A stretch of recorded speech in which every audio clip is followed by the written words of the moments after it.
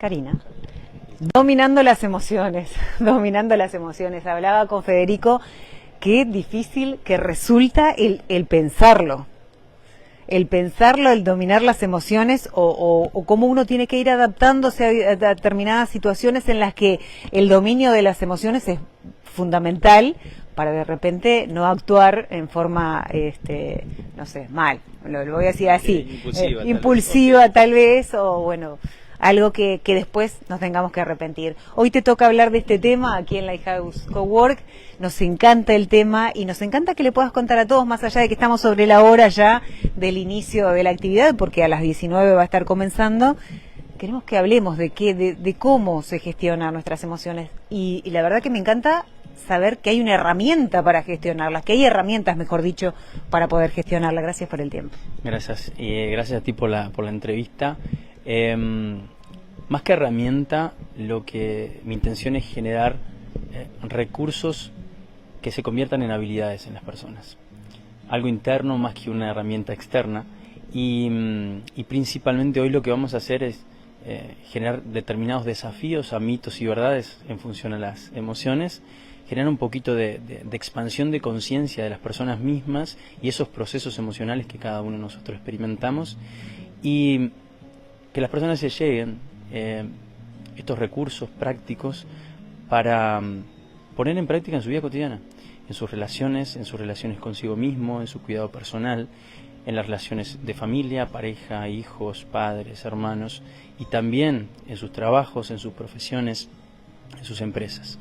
Llevo años trabajando con personas en uno a uno, en grupos y también a nivel masivo, y tengo la evidencia que cuando aprendemos a gestionar mejor nuestras emociones, es decir, a entender qué sucede, y que las emociones no es algo que nos pasa a nosotros, sino que nosotros generamos, y cada persona aprende a administrar esa energía y lo que le sucede, comienzan a darse resultados totalmente diferentes. Y eso se ve en muy poco tiempo. Pero ¿de qué hablamos? ¿Hablamos de una etapa de la vida en la que de pronto no manejamos nuestras emociones? ¿Hablamos de la vida entera? ¿Hablamos de la adolescencia? ¿En qué momento nosotros, o si ya somos adultos, como es mi caso, podemos aprender a manejar estas emociones? Primero entendiendo qué son, y hay muchos mitos acerca de qué son las emociones y cómo se componen. Mayormente o estadísticamente se asocian las emociones con sensaciones y con sentimientos. Sin embargo, las emociones son un proceso entre los estímulos, tanto internos como externos, la percepción de esas situaciones, nuestra interpretación de los hechos, las sensaciones corporales, los pensamientos y elecciones que tenemos y las acciones que tomamos al respecto. Es decir, esto es un proceso mucho más amplio que hacemos mucho más rápido, y sobre todo en las primeras etapas, y a veces cuando no logramos generar estas gestiones, esta administración, lo que se da es que ante un estímulo se genera una reacción repentina y tomamos acciones que de repente no son tan favorables. Imagino un problema en el tránsito, que es lo más usual o lo más común. Bueno, dependiendo de la interpretación de alguien, ejemplo, que otro conductor, independientemente de que no tenga la preferencia, avance, por ejemplo, ahí surgen varias emociones. Una es la sorpresa. Si nosotros habilitamos la emoción de la sorpresa, nos genera un estado de alerta que nos permite tomar una acción. Luego, el miedo.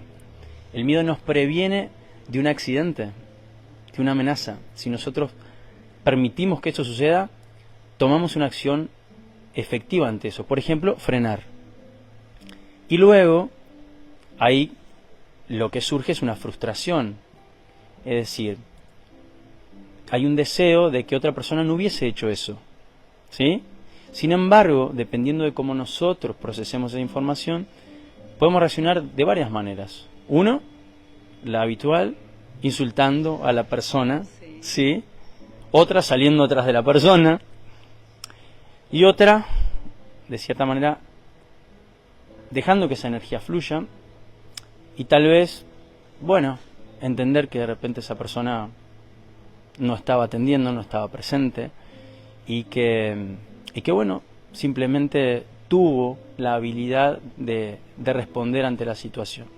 Entonces, algo importante es también cómo uno responde, porque la emoción no solo se expresa, sino que queda en nosotros. Y dependiendo de cómo nosotros gestionemos eso y después lo llevemos a nuestro trabajo o a nuestra casa, va a ser también lo que nosotros respondamos a otras personas y cómo tomamos lo que otras personas nos dicen. Si nosotros vinimos con esa emoción de enojo acumulada o de miedo y no la expresamos, cuando suceda algo en nuestro entorno que active algo, esa emoción se va a activar. Y no necesariamente es por eso, sino es por la acumulación de esa energía que está en nosotros. Y esto tiene muchas implicancias, porque cuando almacenamos emociones que no hicieron su ciclo correcto, termina afectando nuestra salud en determinados órganos que empiezan a funcionar de una manera incorrecta, en nuestros estados de ánimo. Ejemplo, la ansiedad, la depresión, el desinterés. Y esa acumulación de emociones que no fueron encauzadas adecuadamente van generando una distorsión en nosotros. Y obviamente que eso se ve afectado en las relaciones de pareja, en la familia, en los hijos, en el trabajo, en los emprendimientos. Cuando aprendemos a gestionar nuestras emociones, empezamos a lograr resultados mucho mejores, más favorables y a fluir de una manera mucho más armónica. Federico, ¿se puede pensar más profundo de que parte de nuestras emociones es, por ejemplo, y corregime si estoy muy mal, pero la claustrofobia, el miedo de pronto a estar en lugares cerrados, ese manejo de las emociones también es lo que se habla acá? ¿O sí, es parte de nuestras emociones? Sí, claro.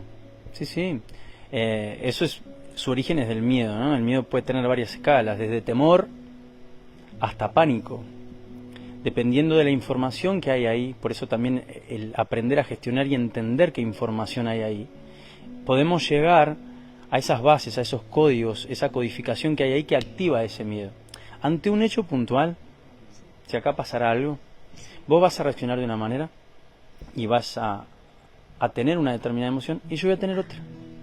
¿Qué hace que los dos tengamos emociones distintas ante un mismo estímulo? Es la interpretación que hacemos de ese hecho. Y también las bases y los recursos que cada uno tenga para afrontar esa situación. Usualmente, y en este caso que mencionabas, cuando de pronto uno sabe de alguna situación que vivió una persona y dice, ay, yo tal vez corría un poco más rápido, no sé, o yo me tiraba. Si veía el incendio, de pronto me tiraba y se podía salvar.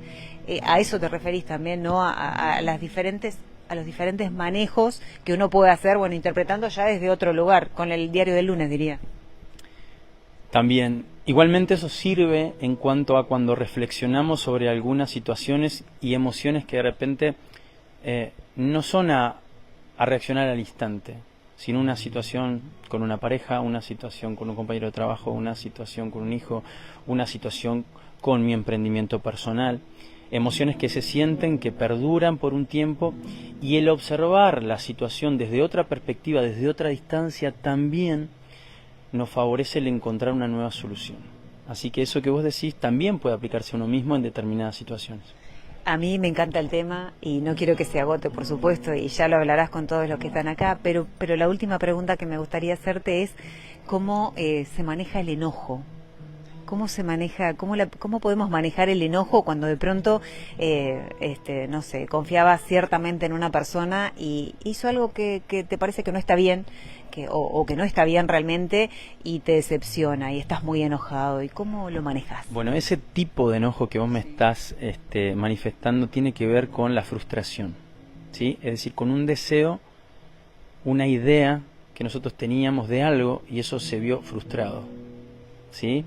Por lo tanto, eso nos invita a reflexionar sobre esas ideas y esa expectativa que teníamos sobre esa persona, por un lado, y después también en la situación que esto nos pone y a qué nos desafía, a qué nuevo movimiento nos desafía, que a veces también nos da miedo ese nuevo movimiento. Entonces llevamos la atención a la persona y no tanto a nosotros. Upa, ¿y ahora qué hago?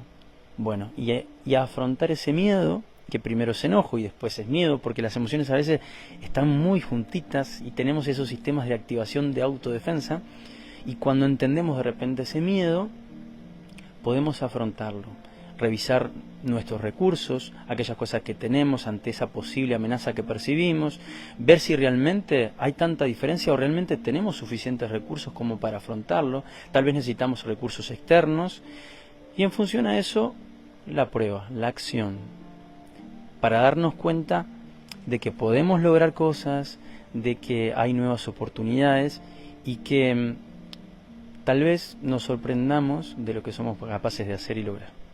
Esta es la primera charla, seguro que de muchas. Gracias. Te agradecemos el tiempo y te liberamos para prepararte, porque a las 19, ¿no? 19:30 es la citación.